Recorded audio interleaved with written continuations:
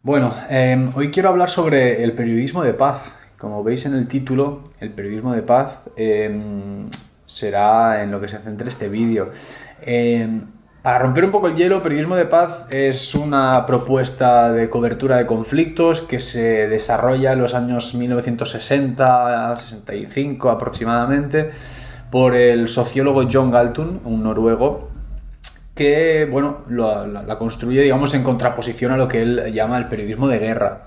Si hay una tabla comparativa, que la podéis encontrar por internet perfectamente, en la que este sociólogo, Galtung, como digo, lo que hace es comparar la manera de cobertura de conflictos de aquel momento, ¿sí?, que es lo que él llama periodismo de guerra, y otros autores han llamado periodismo mainstream o periodismo convencional, ¿sí?, con su propuesta teórica, filosófica, que es el periodismo de paz, que busca, mediante unos cuantos preceptos y unas cuantas características que ahora explicaré, eso, incentivar la paz en lugar de la guerra. ¿Sí? A grandes rasgos sería eso. En este sentido, bien, en cuanto a periodismo de guerra, ¿de acuerdo? Entendemos ese tipo de periodismo, por ejemplo, que en los conflictos armados, ojo, estamos hablando de 1960, imaginaos en el 2022 ahora con una especie, o digamos con un tipo de comunicación totalmente distinta, con la penetración de las redes sociales, por ejemplo, y con la penetración de el internet dentro de nuestro rol comunicativo, que esto hace que, por tanto, el estudio sea necesario que se renueve y que se reformule, pero que de momento vamos a coger como referencia, ¿no? Como digo, este periodismo de guerra lo que hace es, pues básicamente, tal y como decía Galtung en una pirámide de violencia que él diseñó, poner el foco en aquello únicamente visible. En este sentido, el triángulo de violencia de Galtung divide la violencia entre lo visible y lo invisible, explicando que la violencia directa, es decir, todos aquellos actos directos de violencia, llámese atentado, asesinato, en la calle apuñalamiento, llámese pelea, llámese guerra, es el lugar, el lugar en el que se pone el foco mediante el periodismo de guerra. Pero decía Galtung, ¿no?, que dentro de esa pirámide también había dos tipos de violencia distintas, no visibles, que son la cultural y la estructural, que son las que el periodismo de guerra obvia y las que el periodismo de paz tiene que trabajar por descubrir.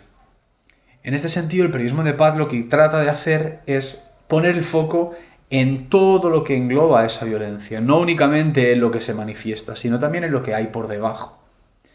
Es como una especie de iceberg, ¿vale?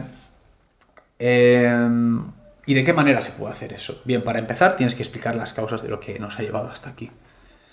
Para seguir tienes que ser capaz de humanizar a todas las partes que participan en el conflicto. Porque deshumanizar al rival es quitarle la dignidad de ser humano y, por tanto, convertirlo en algo desechable. Y no seamos ingenuos, sabemos que aquello que se intenta desechar o que se intenta eliminar, lo que casi seguro que va a pasar es que vaya a crear una reacción en contra de nosotros, por tanto que el conflicto se perpetúe todavía más. Lo cual no es ninguna tontería. Después, tratar de no polarizar las partes con términos tan evidentes como buenos, malos, negros, blancos, inocentes, asesinos.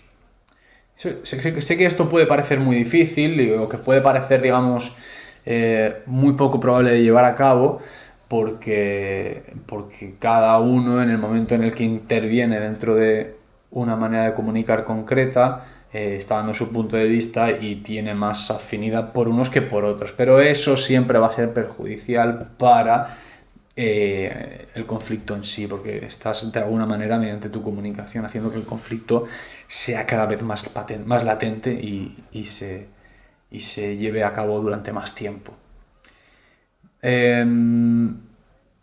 Básicamente, yo todo esto lo acabo resumiendo en que para el periodismo de paz, el comunicador, el periodista, debe de intervenir en el conflicto. Debe de obviar ese supuesto precepto intocable del periodismo, que es la objetividad. No hay que ser objetivos. El periodismo de paz defiende que no hay que ser objetivos. en el sentido en que la objetividad al 100% como periodistas, como seres humanos básicamente, es inalcanzable. Porque tenemos una carga ideológica, una carga cultural, una carga social, una carga política que nos hará siempre poner el foco en un lugar o en otro.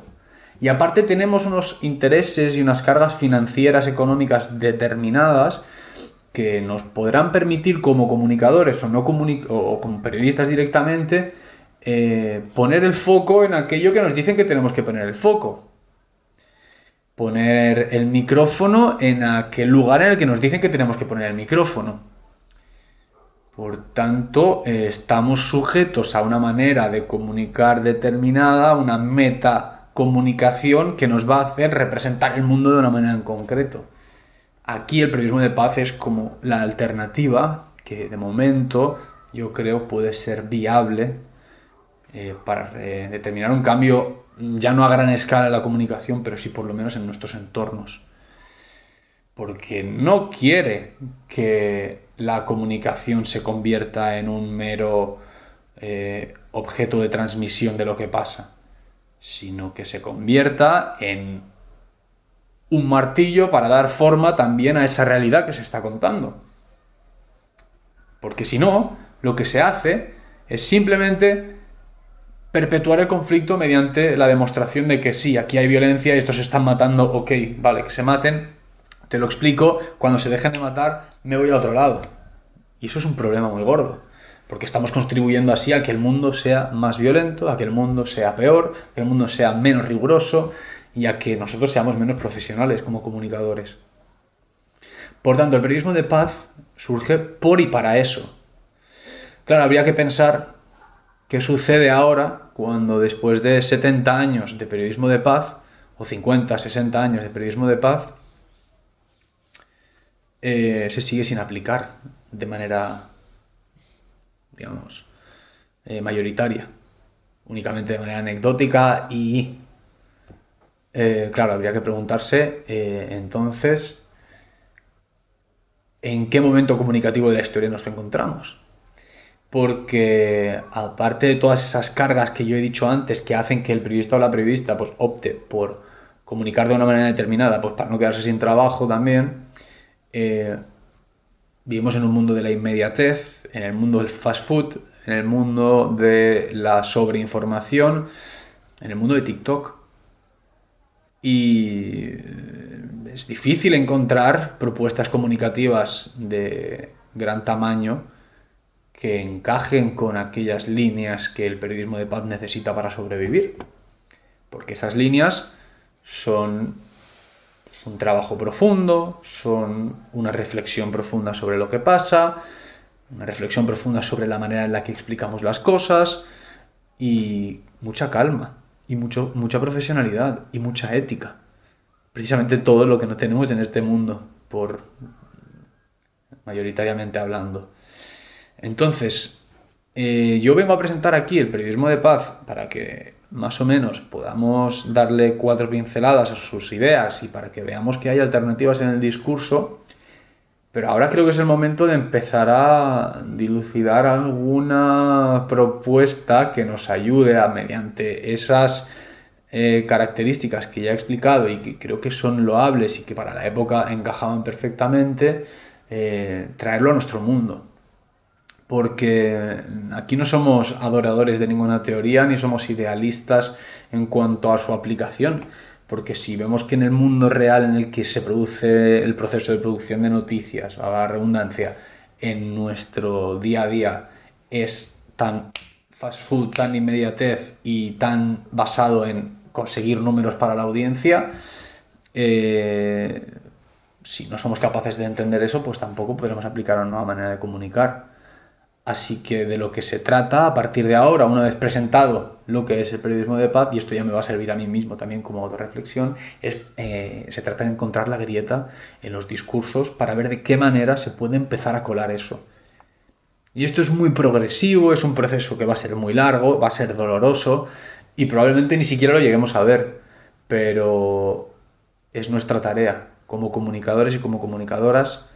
Primero, conocer qué opciones hay. Segundo, conocer cuál es la realidad material que nos envuelve para poder aplicarlas. Y tercero, ser valientes.